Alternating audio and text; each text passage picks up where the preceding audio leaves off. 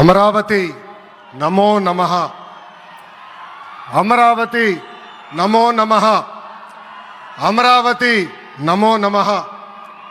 వేదిక మీనున్న architect of modern Bharat గౌరవ ప్రధానమంత్రి నరేంద్ర మోడీ గారికి, మన పేదల నాయకుడు గౌరవ ముఖ్యమంత్రి చంద్రబాబు నాయుడు గారికి, నా అన్న గౌరవ ఉప ముఖ్యమంత్రి పవన్ అన్నకి,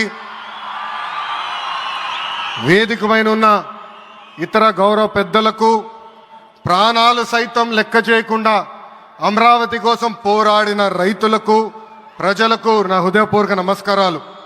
ముందుగా పహల్గామ్ ఉగ్రవాద దాడిలో చనిపోయిన వారికి నేను నివాళులర్పిస్తున్నా. ఉగ్రవాదుల దాడిలో చనిపోయిన వారి కుటుంబానికి దేశం మొత్తం అండగా నిలబడుతుంది. పాకిస్తాన్ గీత దాటింది, అమాయకుల్ని చంపింది, చాలా పెద్ద తప్పు చేసింది. ఒక్క పాకిస్తాన్ కాదు, 100 పాకిస్తాన్లు వచ్చినా భారతదేశం నేలపై మొలిచిన గడ్డి కూడా పీకలేరు.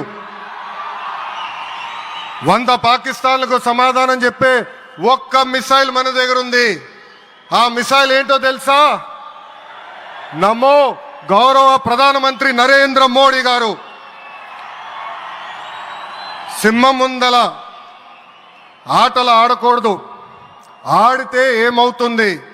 మన సింహం నమో కొట్టే దెబ్బకి వరల్డ్ మ్యాప్లోనే పాకిస్తాన్ అని మిస్సింగ్ రావటం ఖాయం.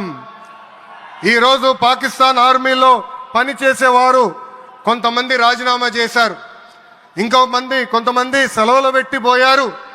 దట్ ఈస్ మన నమో. నమో కొట్టే దెబ్బకి పాకిస్తాన్ దిమ్మ తిరుగుతాం ఖాయం. ఈరోజు నేను గర్వంగా చెప్పగలుగుతున్నా, ఎంటైర్ నేషన్ స్టాండ్స్ విత్ మన నమో. కేంద్రం ఈరోజు కులగణన చేయాలన్న నిర్ణయం తీసుకుంది. ఇది ఒక నిర్ణయం కాదు, ఇది ఒక సంచలనం. Wear others hesitated for decades, Namo acted, rewriting history with courage.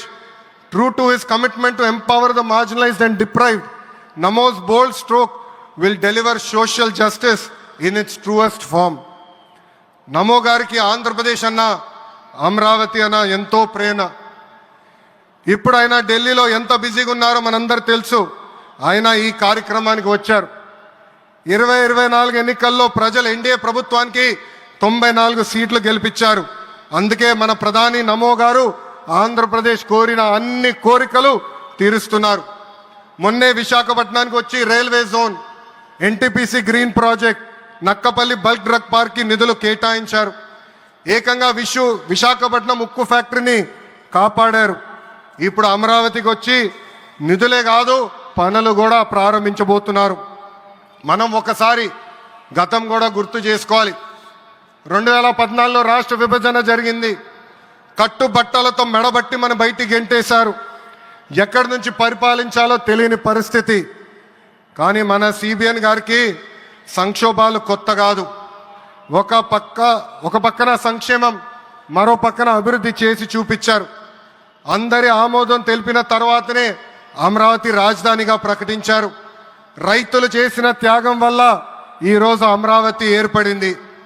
ఒకే రాజధాని, అభివృద్ధి, వికేంద్రీకరణ అనే ఎజెండాతో మన ప్రభుత్వం ముందరికెళ్ళింది. రాయలసీమను ఎలక్ట్రానిక్స్, ఆటోమోటివ్, రెన్యూవబుల్ ఎనర్జీ హబ్గా తయారు చేశాం. గోదావరి జిల్లాలో ఆక్వాని పెద్ద ఎత్తున ప్రోత్సహించాం. ఉత్తరాంధ్రలో ఐటీ, ఫార్మా కంపెనీలు కూడా ఆనాడు మనం తీసుకొచ్చాం. కానీ 2019 నుంచి 24 వరకు విధ్వంస పాలన మనం చూసాం. మన సిబిఎన్ పై ఉన్న వ్యక్తిగత కక్షతో అమరావతిని చంపేయాలని చూశారు. ఒక్క ఇటుక కూడా పెట్టకుండా 3 రాజధానులంటూ 5 సంవత్సరాలు గడిపేశారు. 8 ఏళ్ల పిల్లోడి దగ్గర నుంచి 80 సంవత్సరాల వృద్ధుల వరకు జై అమరావతి అంటూ జెండా బతుకుని రోడ్డు పైకి వచ్చి ధర్నాలు చేస్తాం, పోరాటాలు చేస్తాం, మనందరం చూసాం.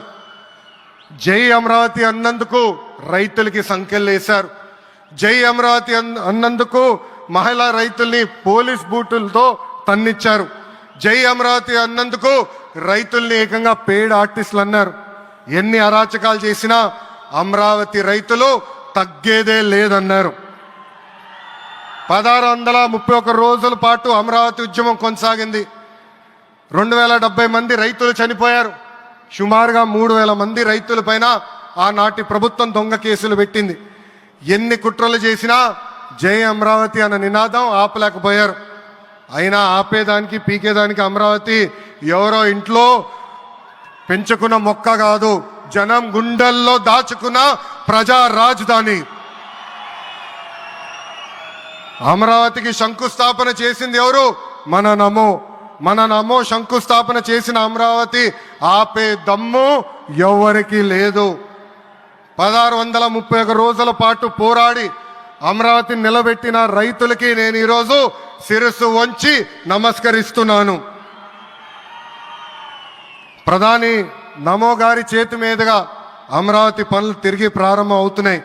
ఇంకా అమరావతి అన్స్టాపబుల్. అభివృద్ధి వికేంద్రీకరణ అంతే స్పీడ్గా జరిగిపోతుంది. Polavaram, Visakha steel plant, Bhogapuram airport, Prakasam జిల్లాలో CBG plant, Kurnool high court bench, ఇలా అన్ని కార్యక్రమాలు జెట్ స్పీడ్తో జరుగుతాయి.